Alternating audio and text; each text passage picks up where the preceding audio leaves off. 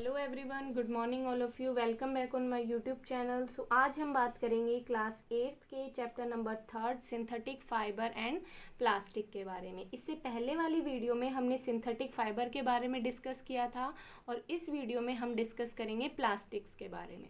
ठीक है, सो स्टार्ट करते हैं। Plastics are one of the most commonly used material nowadays. We use many things made of plastic in our daily life. Plastic जो है वो आज के दिन, ठीक है, आज के दिन बहुत ही कॉमन और बहुत ही यूज़फुल क्या हो गया है, मटेरियल हो गया है। हम हमारी डेली लाइफ में बहुत सारी चीज़ें ऐसी यूज़ करते हैं जो कि प्लास्टिक से बनी हुई होती हैं, जैसे कि कोम्ब, कंघा हो गया, बकेट, बाल्टी, chair, tiffin box, scale, bottle और भी बहुत सारी ऐसी चीज़ें हैं जो कि हम प्लास्टिक से बनी हुई यूज़ करते हैं।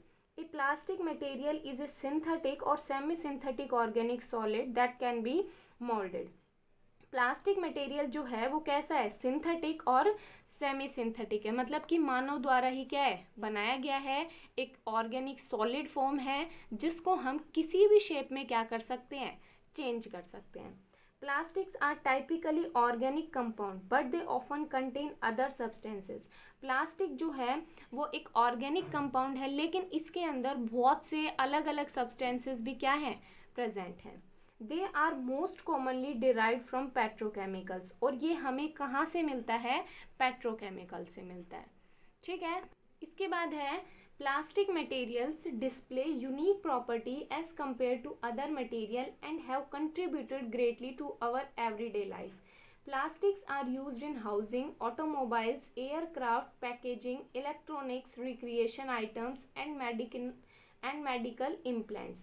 Plastic materials जो हैं वो एक किसी और मटेरियल की अगर अपन बात करें तो उसके कंपेयर में एक यूनिक प्रॉपर्टी क्या करता है, प्रदर्शित करता है, और ये हमारी एवरीडे लाइफ में एक इसका बहुत ही क्या है, ग्रेट कंट्रीब्यूशन है।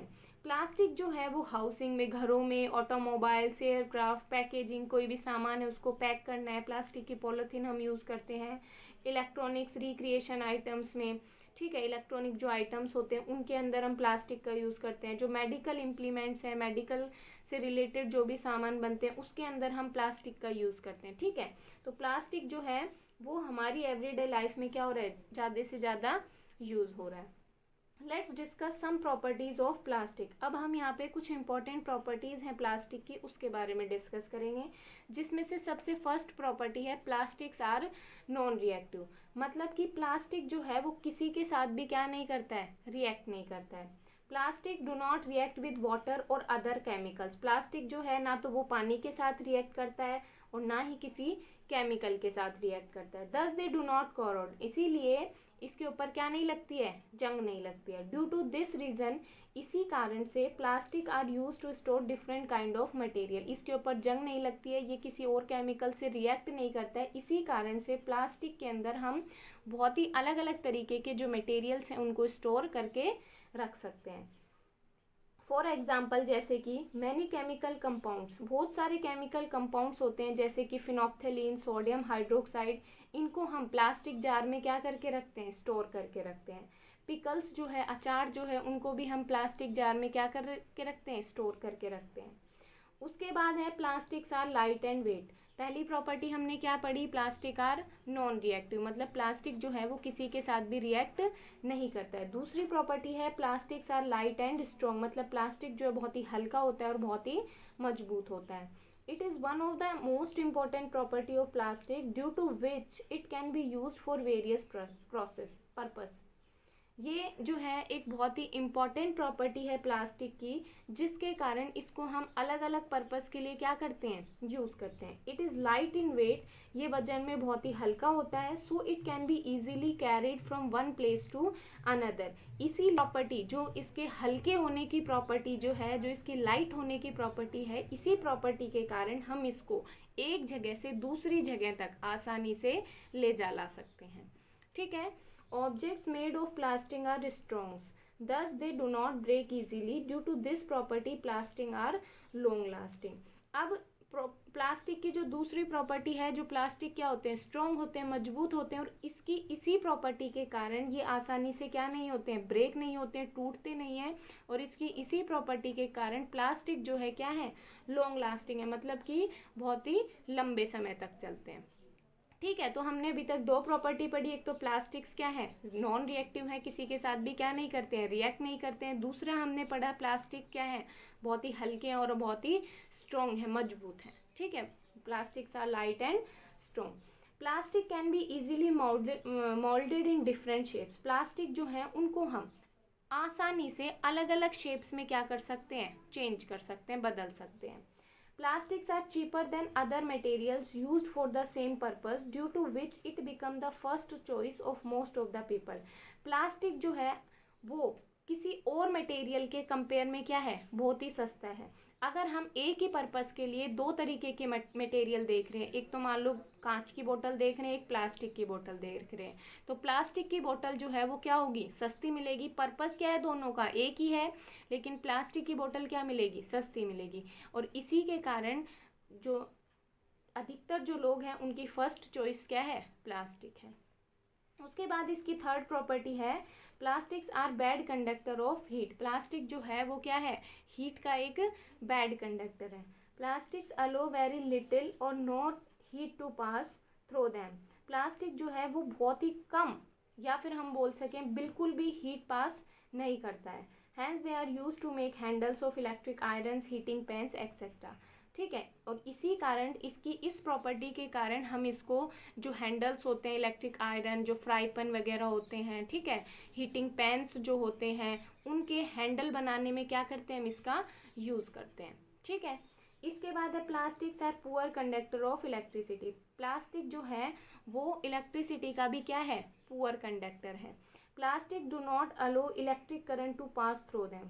It is for this reason that electric wires are covered with plastic. Plastic जो है इलेक्ट्रिसिटी का एक बैड कंडक्टर है, पुअर कंडक्टर है। प्लास्टिक जो है वो अपने अंदर से इलेक्ट्रिक करंट को पास नहीं होने देता है। ठीक है, एक तरीके से हम बोलें तो प्लास्टिक क्या है, इंसुलेटर है। ठीक है, तो इंसुलेटर कौन होते हैं, इंसुलेटर क्या होते हैं, इंसुलेटर जो है जो अपने अंदर से इलेक्ट्रिक करंट को पास नहीं होने देते हैं। और इसकी इसी प्रॉपर्टी के कारण कि ये इलेक्ट्रिसिटी के पुअर कंडक्टर हैं, इसी प्रॉपर्टी के कारण जो प्लास्टिक है उनको जो इलेक्ट्रिक वायर्स के ऊपर कवरिंग होती है, ठीक है, इलेक्ट्रिक वायर्स के ऊपर जो कवर होता है वो किसका बना हुआ होता है, प्लास्टिक का बना हुआ होता है।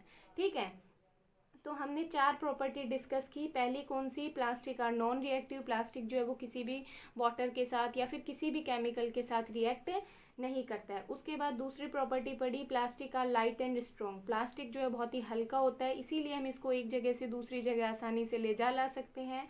दूसरा, प्लास्टिक जो है स्ट्रॉन्ग होता है, और ये क्या होगा, स्ट्रॉन्ग है तो क्या होगा, लॉन्ग लास्टिंग होगा, ज़्यादा दिन तक चलेगा।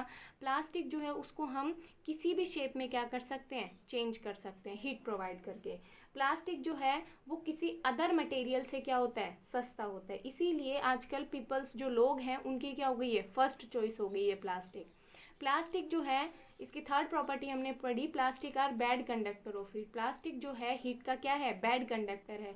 ये बहुत ही कम मात्रा में हीट अपने अंदर से पास करता है, नहीं तो करता ही नहीं है। ठीक है, अगर करता भी है तो क्या करता है, बहुत ही कम मात्रा में हीट पास करता है। और इसकी इसी प्रॉपर्टी के कारण हम क्या करते हैं, इसको हैंडल्स बनाने में, ठीक है, जो इलेक्ट्रिक आयरन होती है, प्रेस जो होती है, उसका हैंडल प्लास्टिक का होता है। जो हीटिंग पैन्स होते हैं जैसे कि फ्राई पैन हो गया, ठीक है, इनके हैंडल्स भी किसके होते हैं, प्लास्टिक के होते हैं, क्योंकि ये हीट क्या नहीं करते हैं, ट्रांसफ़र नहीं करते हैं। उसके बाद है इसकी fourth property, plastic are poor conductor of electricity. Plastic जो है वो इलेक्ट्रिसिटी का क्या है, पुअर कंडक्टर है। इसका मतलब ये अपने अंदर से इलेक्ट्रिसिटी को क्या नहीं करता है, पास नहीं करता। और इसकी इसी प्रॉपर्टी के कारण जो इलेक्ट्रिक वायर्स के ऊपर कवरिंग होती है वो किसकी होती है, प्लास्टिक की होती है। ठीक है, इसके बाद हम पढ़ेंगे इसमें टाइप्स ऑफ प्लास्टिक, प्लास्टिक के प्रकार।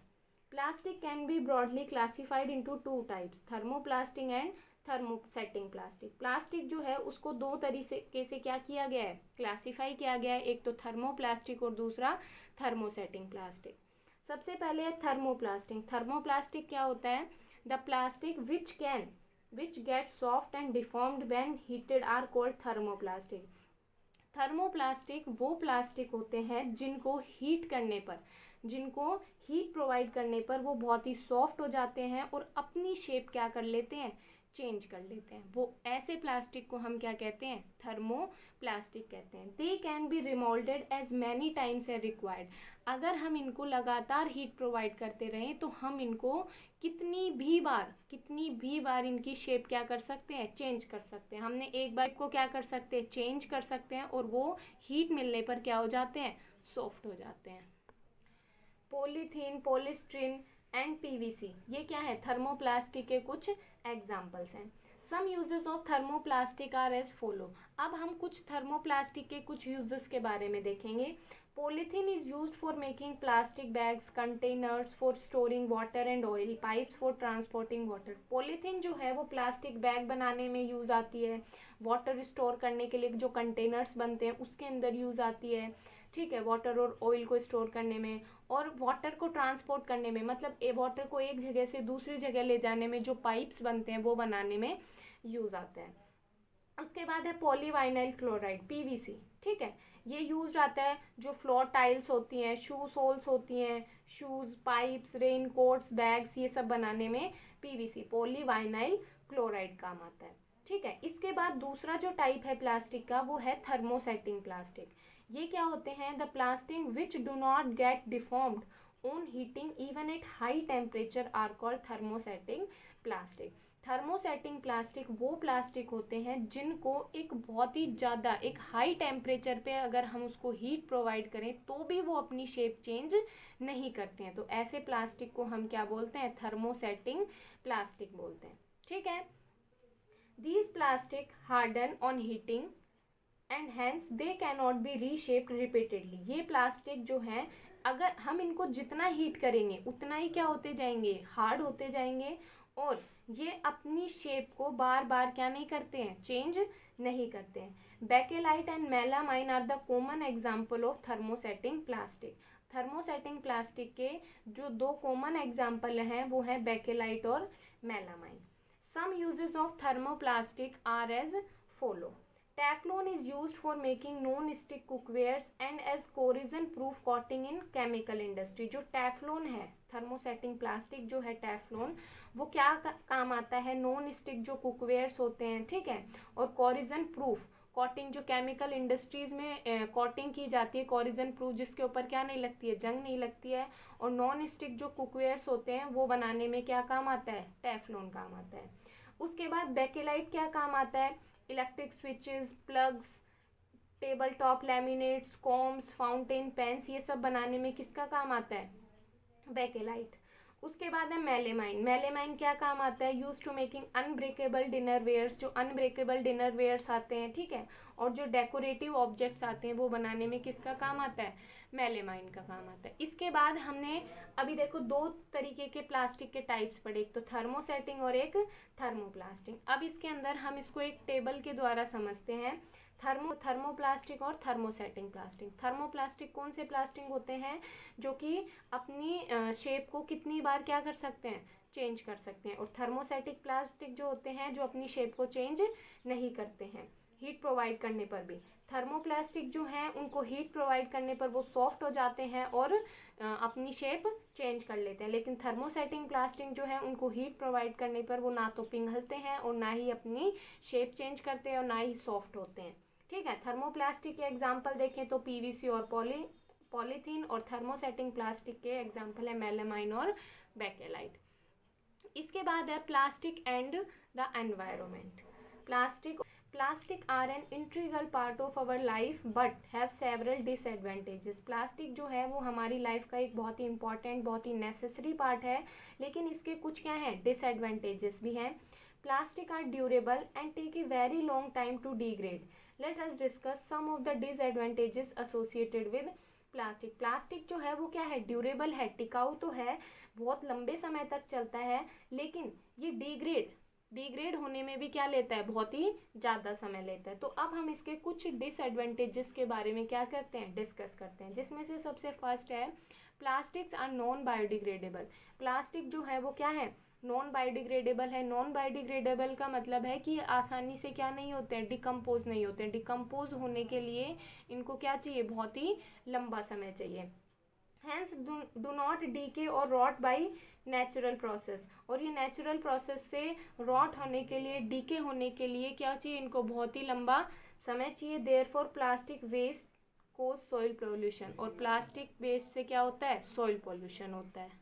बाद है A comparison between the time taken by plastic and some other materials to decompose is shown in the given table below। अब हम यहाँ पे प्लास्टिक और कुछ अदर जो मटेरियल हैं उनके बीच में क्या करेंगे, एक टेबल के द्वारा कंपेयर करेंगे कि जो अदर मटेरियल हैं और प्लास्टिक हैं वो डिग्रेड होने में कितना कितना समय लेते हैं। तो देखो सबसे पहले इसमें पेपर मटेरियल है, वेस्ट है। पेपर नेचर कैसा है इसका, बायोडिग्रेडेबल है, मतलब कि आसानी से क्या हो जाता है, डिकम्पोज हो जाता है, और ये कितने दिन लेता है, 10 से 30 दिन का समय लेता है। कॉटन जो है वो 2 से 6 महीने। Vegetable, fruits and other food stuff कैसा लेता है, 10 से 20 दिन। वुड, लकड़ी 10 से 20 दिन। वूल, ऊन जो है वो वुड जो है वो 10 to 20 ईयर्स, 10 से 20 साल लेता है कम्प्लीटली डिग्रेड होने में, डिकम्पोज होने में। वुड, लकड़ी जो है वो कितना टाइम लेती है, 10 से 20 मंथ्स, 10 से 20 महीने लेती है। उसके बाद है मेटल्स जैसे कि टिन और एल्यूमिनियम, ये कैसे हैं, नॉन बायोडिग्रेडेबल हैं, और इनको डिकम्पोज होने में क्या चाहिए, 100 से ज़्यादा साल चाहिए। ठीक है। इसके बाद है प्लास्टिक। प्लास्टिक जो है वो कैसा है, नॉन बायोडिग्रेडेबल है, और इसको भी 100 साल से ज़्यादा का समय चाहिए अच्छे से क्या होने के लिए, डिकम्पोज होने के लिए। इसके बाद है हम dumping plastic in water bodies poses a threat to aquatic life. हम डिसएडवांटेजेस पढ़ रहे थे प्लास्टिक के, तो इसके अंदर जो हम प्लास्टिक को इधर उधर पानी में, ठीक है, जो वाटर बॉडीज़ हैं, रिवर्स हैं, लेक्स हैं, पोन्ड्स हैं, इनके अंदर जो प्लास्टिक होता है उनको ऐसे ही डाल देते हैं। उससे जो एक्वेटिक लाइफ जो होती है, ठीक है, एक्वेटिक एनिमल्स जो होते हैं उनको क्या रहता है, खतरा रहता है। Burning plastic release toxic gases which causes air pollution, thus it may result in various health hazards। अब प्लास्टिक को जलाने से, अब हम सोचें भाई प्लास्टिक को जला देंगे तो क्या हो जाएगा, डिकम्पोज हो जाएगा, लेकिन प्लास्टिक को बर्न करने से भी वो क्या करती है, टॉक्सिक गैसेस मतलब कि जहरीली गैसेस क्या करती है, रिलीज करती है, और जिससे क्या होता है, एयर पोल्यूशन होगा। अब जो गैस रिलीज होगी उसके अंदर वो क्या होगी, हमारे एनवायरनमेंट में मिक्स होगी, और जिसके कारण खूब सारी हेल्थ प्रॉब्लम भी हो सकती हैं। Plastic bags carelessly thrown on the roads find way into drains, which clog drains and sewage system. This result in the overflow of sewage water.